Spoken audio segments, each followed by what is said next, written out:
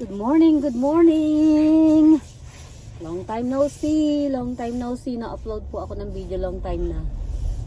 Na-busy po tayo. Sobrang lamig po dito ngayon, kaya ayan, grabe. Pasok tayo ng ating trabaho ngayon. Habang tayo nagbablog a little bit. Ganyan po ang aming buhay dito sa Aremica. Gigising ng maaga kahit sobrang lamig. Kawawa dito yung mga batang nag-aabang ng bus kasi nasa labas sila minsan nag-aabang ng bus, ang lamig-lamig. Kaya akala natin mahirap buhay sa Pilipinas, mahirap din ang buhay dito. Ang lamig-lamig, babangon ka sobra. Ayan po tayo. Ay, nawala tayo.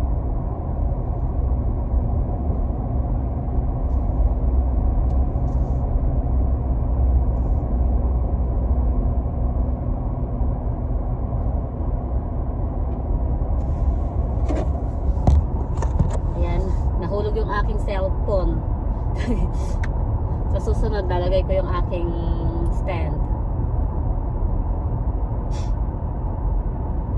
Yan, drive lang po tayo. Mainit na po ngayon yung aking sasakyan kasi ang ginagawa ko sa umaga, mga 15 minutes before ako sasakay, i-start ko na siya kasi pwede mo naman ang start button sa kilang para mag-warm na siya, para hindi na siya malamig pag sakay mo.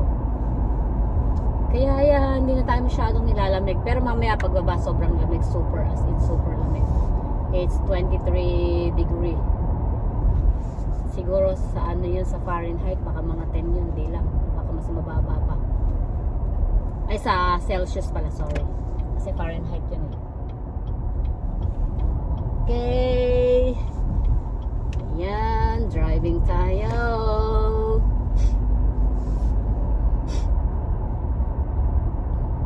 Ang pasok ko sa umaga ay 7:30. So, alis ako sa bahay 7:16, 7:17 kasi malapit lang naman yung work ko dito.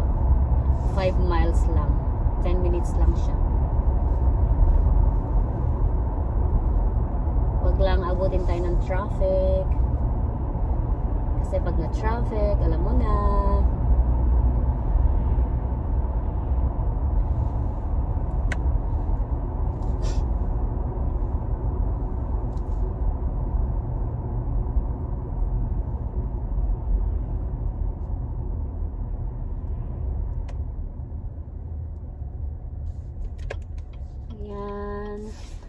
Drive lang tayo. Drive. Drive. Kahit hindi masyadong magaling, sakto lang yun.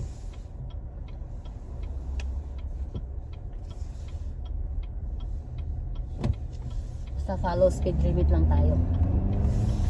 Okay, here we go. 45.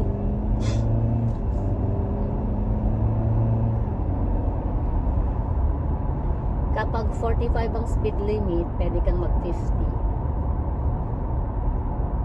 Hindi naman masyadong mahigpit.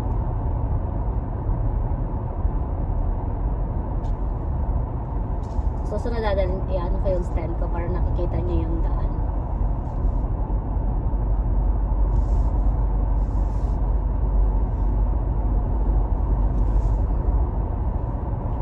Tinamad na ako mag-upload kasi na busy tayo. Alam mo na pag may trabaho.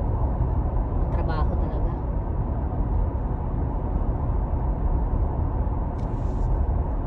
Parang buong summer yata daw nag-upload. Yan, may nakabuntot sa atin. Sabi, bilisan ko raw.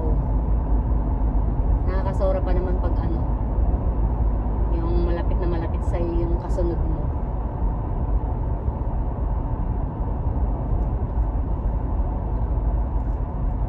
Dito pa naman may mga deer pag ano, bigla na lang tatawid, nakakatakot.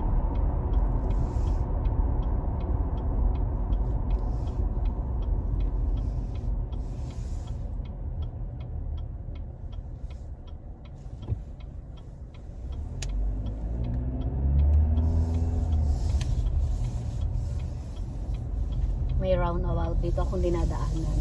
Yung minsan nakakatakot. Ang init na, ayoko na ng heat. Mainit na, pinatay ko ng heater.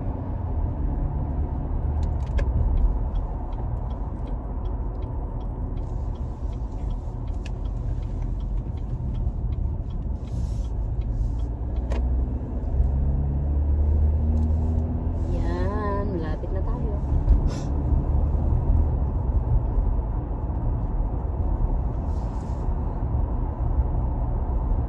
Nakakasilaw yung araw. Wala kasi ang aking sunglass. Di ko alam kung saan ko nailagay.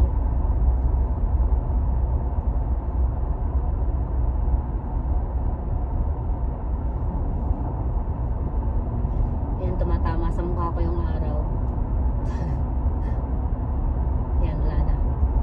Nagtago na si inang araw. Mahalin natin ang ating kalikasan. Kaya dito sa Amerika, alam nyo ba, yung mga puno, hindi nila basta-basta pinapatay dito. Kahit puno mo na, hihingi ka pa ng permit para ipaputol yung sarili mong puno.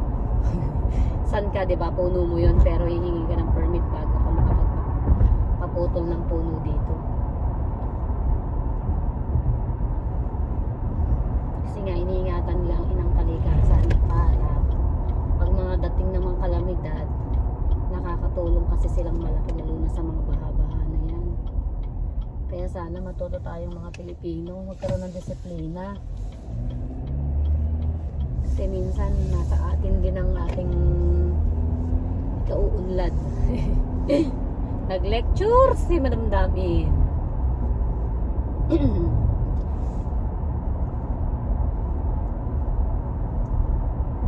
Pero syempre, totoo naman kasi din sa Pinas lahat ginawa ng subdivision, ginawa ng city, ginawa ng ewan.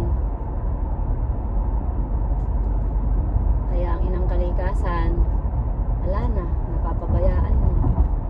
Buti na lang, meron tayong Sierra Madre, bundok Sierra Madre. O diba, di nakatulong siya. Ang laking tulong.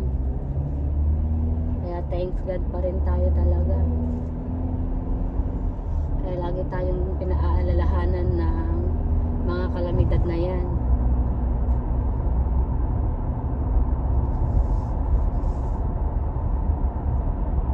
Dapat nagbabalik loob lang tayo. Ayan, liliko na po ako ulit sa aking, malapit na po ako sa trabaho. Saglit na lang.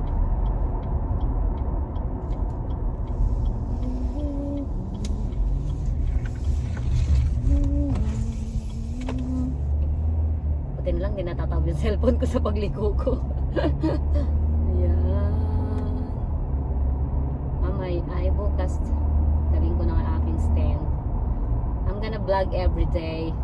Kahit na konti-konti lang manunod sa akin. Okay lang yan. Happy ako kung anong meron.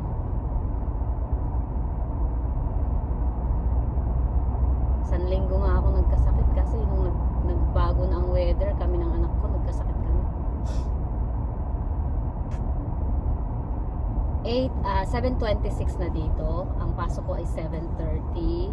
Pero sa cellphone lang naman ako magka-clock in. Kaya okay lang. Saka kahit malate ka naman ng konti, okay lang din sa kanila. Hindi naman sila ganong kaselan.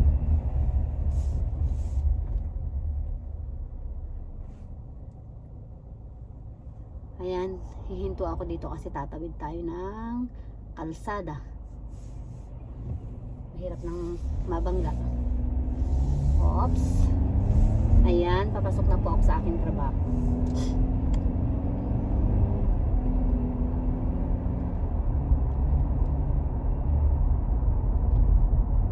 Part na tayo. Almost. Maglalakad pa ako ng konting-konti sa ano, kaya ang lamig-lamig. Yun ang pinakamasaklap, maglalakad ka papunta sa ano, building.